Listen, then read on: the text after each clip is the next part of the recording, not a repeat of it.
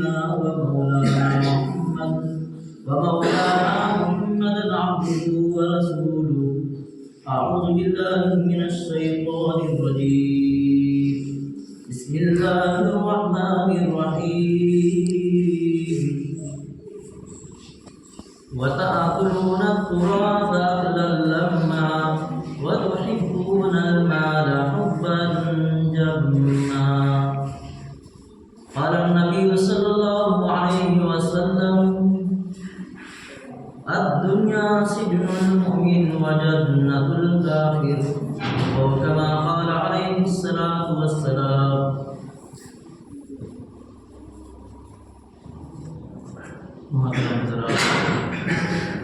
معزز سامعین،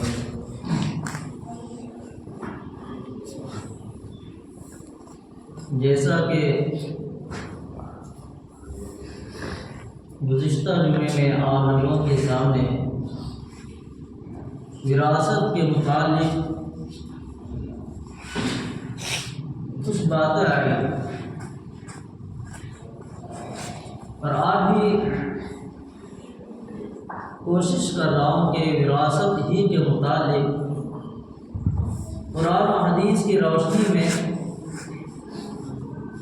آپ لوگوں کے سامنے باتیں کریں۔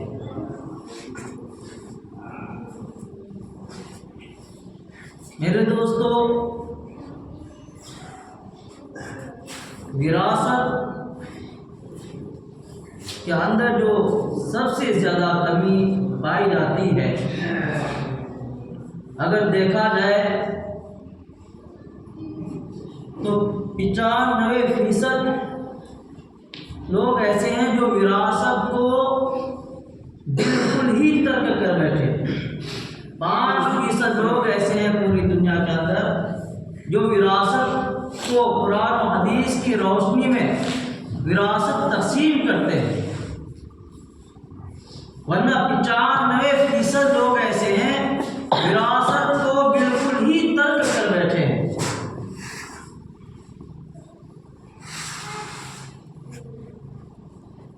اور آپ کو معلوم ہے، ایک ہے حقوق اللہ اور ایک ہے حقوق العباد۔ حقوق اللہ جو ہے وہ اللہ تعالیٰ کا حق ہے، نماز، روزہ، زکوٰۃ۔ لیکن حقوق العباد جو ہے یہ سب سے خطرناک ہے۔ حقوق العباد بندوں کا بندوں پر جو حق ہے اسے کہتے ہیں حقوق العباد۔ اور وراثت جو ہے، اس دنیا سے باپ چلے گئے، والد کے انتقال ہو گیا، اور اب جو چھوڑ کے گئے وہ جو جائیداد، جو پراپرٹی، اس کے اندر اور اس جائیداد، اس پراپرٹی کو قرآن و حدیث کے مطابق ہمیں بھائی بہنوں کے درمیان تقسیم کرنا ہے۔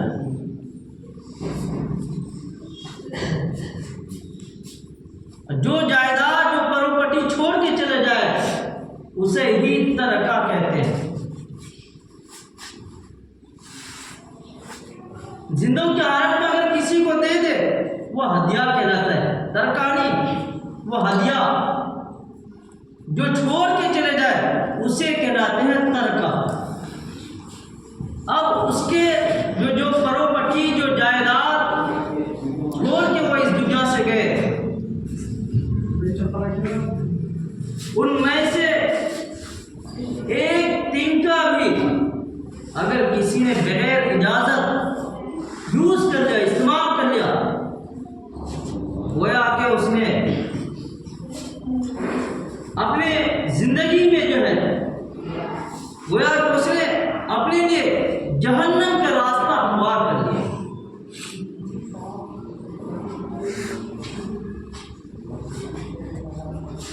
جائیداد نہیں ہے،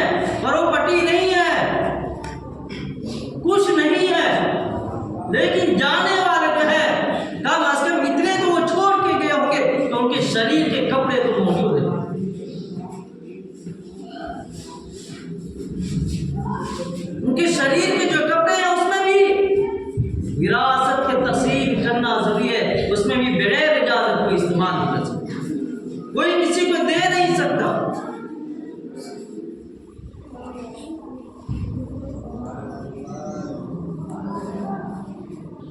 اور اللہ تبارک و تعالیٰ نے قرآن کریم میں فرمایا کہ وَتَأْكُلُونَ التُّرَاثَ أَكْلًا لَمًّا، تم لوگ بہانہ بنا کر کے، ہیلے بنا کر کے میراث کے مال کھا جاتے ہو، تقسیم نہیں کرتے ہو۔ وَتُحِبُّونَ الْمَالَ حُبًّا جَمًّا، اور تمہیں سب سے زیادہ محبت اور پیار جو ہے وہ مال سے۔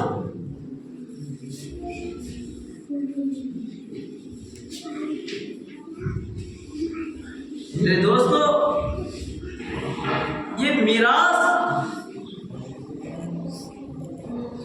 والد کے جانے کے بعد ہم اپنے بھائی کو چھوڑ دیتے ہیں، بہنوں کو پسے پشت ڈال دیتے ہیں، پھوپھیوں کو پسے پشت ڈال دیتے ہیں، اور جو طاقتور ہوتے ہیں، جو مضبوط ہوتے ہیں، جو قوت والے ہوتے ہیں، وہ جو ہے ان کے مال، ان کی پراپرٹی جو ہے، ان کے حصے کے جو ہے اپنے نام کروا دیتے ہیں۔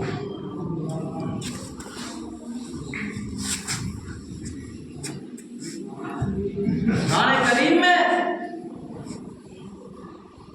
اللہ تبارک و تعالیٰ نے سب کے حصہ بتایا۔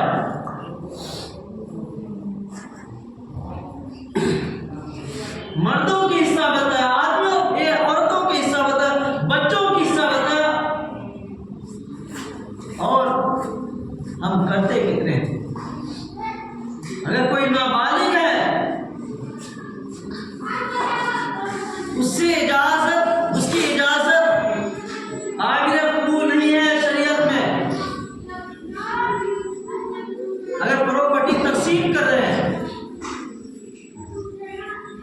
گھر کے افراد میں سے کوئی ایک نابالغ ہے، آپ ان سے اجازت لینا چاہیں، ان کی اجازت قابل قبول نہیں ہے شریعت میں، کیونکہ شریعت اور احکام جو لاگو ہوتے ہیں، جو بالغ ہو ان پہ لاگو ہوتے ہیں، نابالغوں کے اوپر لاگو نہیں ہوتا ہے شریعت۔ اب اگر آپ یہ چاہیں کہ گھر کے اندر ہمارا چھوٹا بھائی جو نابالغ ہے، اس سے بھی پوچھ کر کے ہم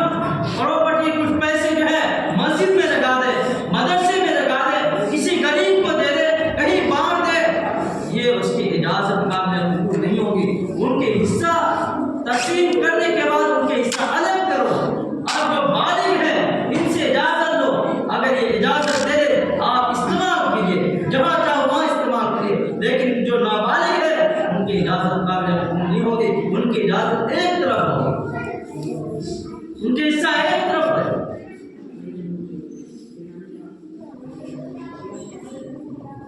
اب کوئی اور آج میں سے کوئی یہ کہتا ہے کہ نہیں، میں ماں باپ کے فرما بردار بہت تھا، ماں باپ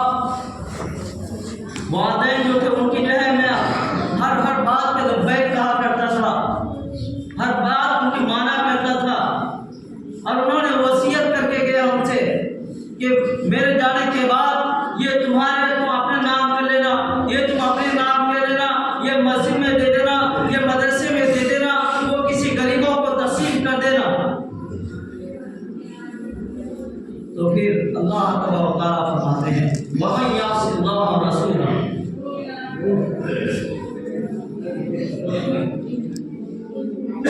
وَمَن يَعْصِ اللَّهَ وَرَسُولَهُ وَيَتَعَدَّ حُدُودَهُ يُدْخِلْهُ نَارًا خَالِدًا فِيهَا۔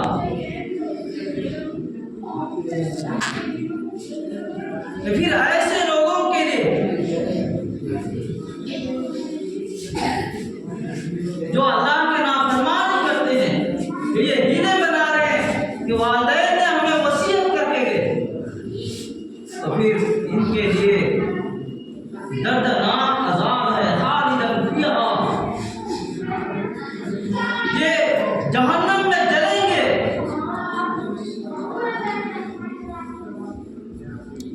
اللہ تبارک و تعالیٰ کی پوری زندگی اطاعت کی انہوں نے تکبیر اولا کبھی فوت نہیں ان کی، کبھی ان سے نمازیں فوت نہیں ہوئی، لیکن ایک آخری وقت جانے کے وقت جو ہوتا ہے اس میں ہیر پھیر کرنے کی وجہ سے گئے وہ یہ سارے تکبیر اولا جو قرآن کی تلاوت کیا کرتے تھے، جس کی زندگی میں طریقے رسول تھے، وہ سب کے سب بیکار۔ اس کی وجہ سے صرف آخری وقت میں ہیر پھیر کرنے کی وجہ سے اپنے ایک اولاد میں سے ایک کے نام جو ہے وصیت کر جانا، ایک کے نام جو ہے جائیداد کر دینا، ایک کے نام جو ہے سر پڑو پٹی کر دینا، یہ اپنے لیے جہنم کا ٹھکانہ ہے۔ حالانکہ پوری زندگی نمازوں میں مشغول، قرآن کی تلاوت، حدیث ان کی زندگی ہے، کبھی انہوں نے کسی کو ستایا نہیں، کبھی کسی کے اوپر ظلم نہیں کیا، لیکن آخر وقت میں یہ میراث جو انہوں نے وصیت کر کے گئے، اس کی وجہ سے وہاں جائیں گے خالدن فیہا ولہ عذاب مہین، جہنم میں جائیں گے، وہ الگ سے جائیں گے جہنم میں، اور پھر اپنی اولادوں کو آپس میں لڑا کر کے، لڑوا کر کے، آپس میں نفرت کر کے، منہ سے ڈروا کر کے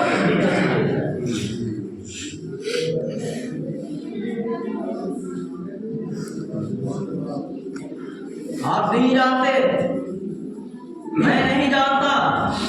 کہ آپ کے سب سے زیادہ قریب کون ہے؟ آباؤکم ابناؤکم، تمہارے باپ نہیں جانتے، وابناؤکم، تمہارے بیٹے نہیں جانتے، لا تدرون ایہم اقرب لکم نفعا، کہ تم سے زیادہ قریب کون ہے، تمہیں فائدہ پہنچنے والا کیا ہے؟ فریضۃ من اللہ، اللہ نے تقسیم کر دی۔ قرآن کریم میں صاف صاف اور شفاف اور اس کی تفسیر کر کے جناب محمد رسول اللہ صلی اللہ علیہ وسلم نے ان کی مطلب، ان کی تفسیر، ان کی جو ہے ہر چیز تقسیم کر کے دی۔ اب اگر ہم کمی کر رہے ہیں تو پھر گویا کہ ہم اپنی زندگی تو برباد کر ہی رہے ہیں، ساتھ میں اپنے بچوں کی بھی زندگی برباد کر رہے ہیں، اور مرنے کے بعد تو پھر جہنم میں جانا ہی ہے۔ جو لوگ قرآن کے مطابق میراث تقسیم کرتے ہیں، حدیث کے مطابق میراث تقسیم کرتے ہیں، اللہ نے ان کے لیے نسخہ سنایا۔ کیا اللہ نے ان کے لیے نسخہ سنایا؟ تلک حدود اللہ، یہ اللہ کی حد ہے۔ اللہ نے حد بیان کر دی کہ ماں کی کیا حصہ ہے، ماں کو ان کے حصہ ملنا چاہیے، باپ کے کیا حصہ ہے، باپ کو ان کا حصہ ملنا چاہیے، لڑکے کا کیا حصہ ہے، لڑکی کو ان کا حصہ ملنا چاہیے، بیٹی کا کیا حصہ ہے، بیٹی کو ان کا حصہ ملنا چاہیے، پھوپھی کا کیا حصہ ہے، پھوپھی کو ان کا حصہ ملنا چاہیے۔ اللہ نے یہ حد بیان کر، یہ ساری تقسیم قرآن کریم میں بتا دیا، یوصیکم اللہ فی اولادکم للذکر مثل حظ الانثیین۔ آگے فرما دیا میراث کے احکام بیان کرنے کے بعد اللہ نے فرمایا تلک حدود اللہ، یہ میری حد ہے، یہ میری حد ہے۔ ومن یطع اللہ ورسولہ، جو لوگ قرآن حدیث کے مطابق، اللہ اور اللہ کے رسول کے فرمان کے مطابق میراث تقسیم کرے، ومن یطع اللہ ورسولہ ویدخلہ جنات تجری من تحتہا الانہار خالدین فیہا، اس کے لیے کیا ہے؟ ان کے لیے باغیچے ہوں گے جن کے نیچے نہریں جاتی ہیں۔ ذالک الفوز العظیم، کامیاب ہے وہ لوگ کامیاب ہیں جو میراث کو تقسیم کر رہے ہیں صحیح سے، قرآن کے مطابق، حدیث کے مطابق، یہ لوگ کامیاب ہو گئے دنیا میں بھی اور آخرت میں بھی۔ یہ ان کا حق ہے۔ آپ اپنی طاقت کے بلبوتے پہ اپنے کمزور بھائی کے اگر حق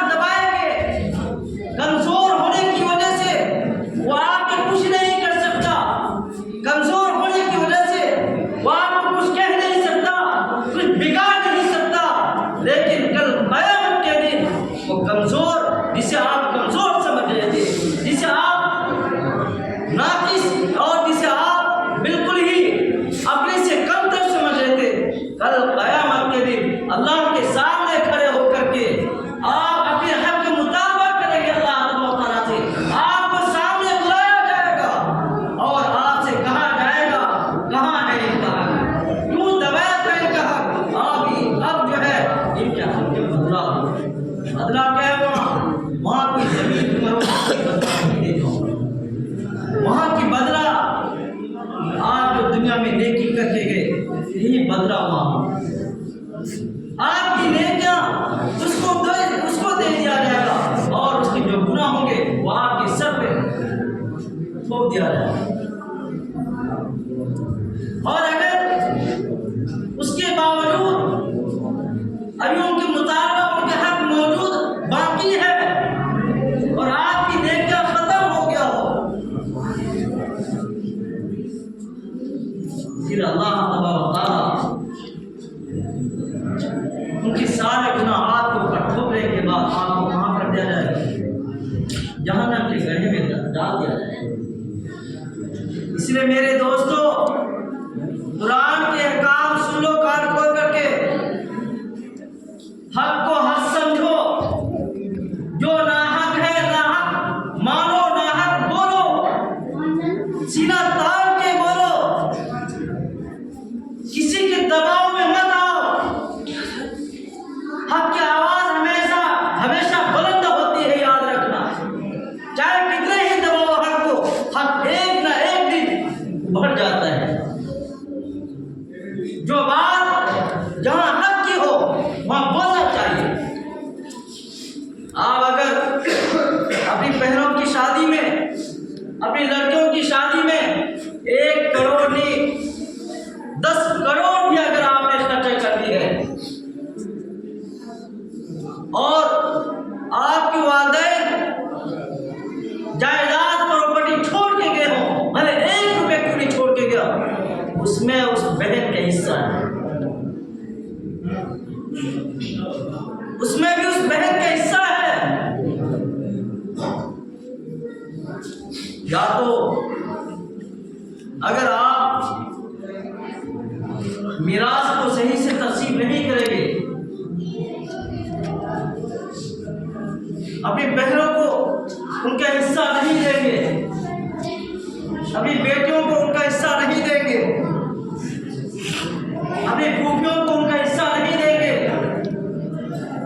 میرے دوستو سب سے پہلی بات کہ آپ جو ہے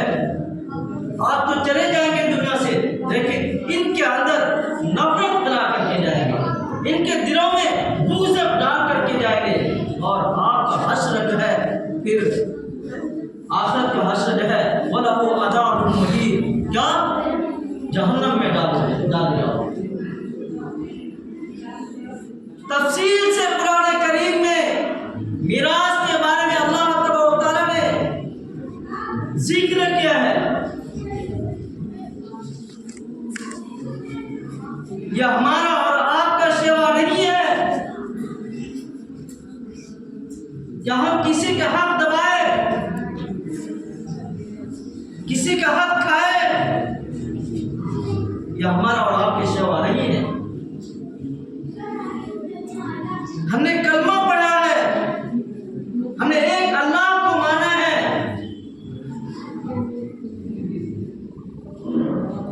ہم نے ملائکہ پر ایمان لایا، ہم نے قرآن پہ ایمان لایا، ہم نے تمام انبیاء کو انبیاء مانے ہیں، ہم تمام رسولوں کو رسول مانتے ہیں ہم، اور جو اللہ کو ایک ماننے والے ہو، قرآن کو اللہ کی کتاب ماننے والے ہو، آسمانی کتابیں ماننے والے ہو، فرشتوں پہ ایمان لانے والے ہو، رسولوں کو رسول ماننے والے ہو،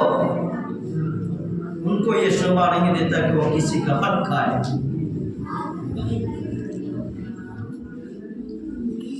ان کے لیے یہ صحیح نہیں ہے کہ وہ اپنے بہنوں کا حق کھائے، ان کے لیے صحیح نہیں ہے کہ اپنے کمزوروں پہ ظلم کرے،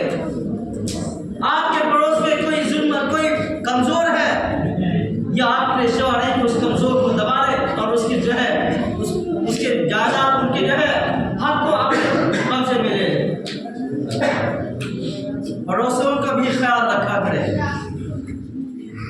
کہا جاتا ہے کہ اگر کسی نے ایک بالش تو زمین بھی کسی نے دبایا، کل قیامت کے دن اللہ تبارک و تعالی اس زمین کے ایک بالش تو زمین کو جو ہے زنجیر بنا کر کے